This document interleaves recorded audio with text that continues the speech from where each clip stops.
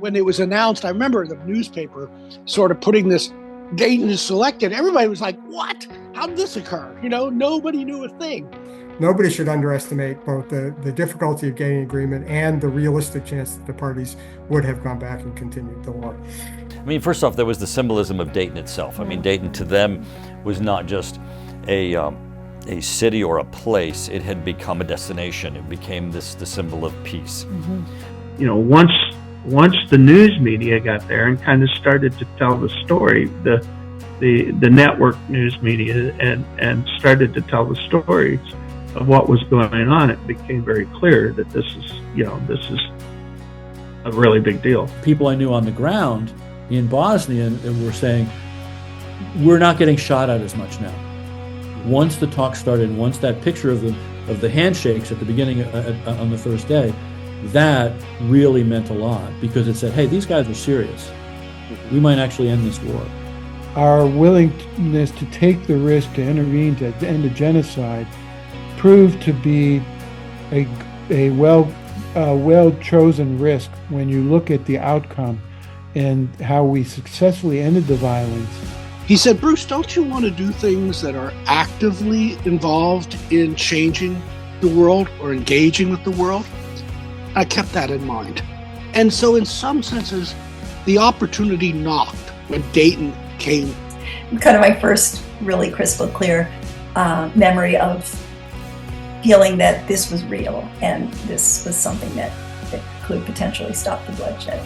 I was truly amazed at how much the local community in the Dayton area and the people on the base who worked full-time doing other things, how excited they were about this event, how much they wanted to help. And that to me was heartwarming to see on a day-to-day basis just how excited people were to somehow be associated with something that could result in making the world a better place. The military annex wasn't written yet. It was in process. Return of refugees, police, map, all those details.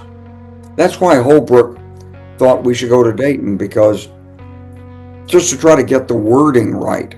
We were inspired by the potential that we all saw for trying to end the conflict in a sustainable way.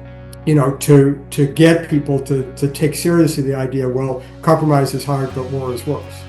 The hallways were full of artwork from school kids.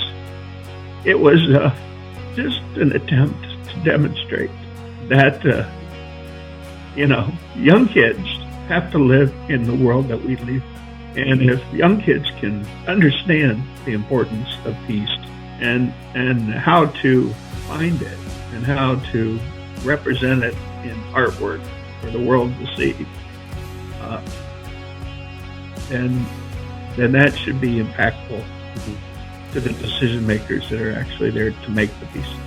It's not just the issue of how to end a war, but it's also building democratic institutions, and it's how do you go from conflict to maintaining peace. We just want to work with those who are trying to make Bosnia-Herzegovina safer, more secure, more prosperous, a stronger democracy. The military goes to work and trains to be, so it's always ready to fight. The State Department people go to work every day trying to make sure that we don't have to fight. In the first best case, you hope that over time people will become pragmatic and put the grievances aside, see the benefits of peace, and start to work out things.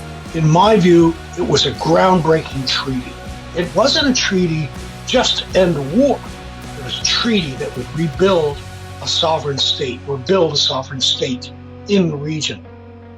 As fragile as it is, it's still, when you look at the rest of the world and some of the tragedies around the world, good, bad, or indifferent, it's held.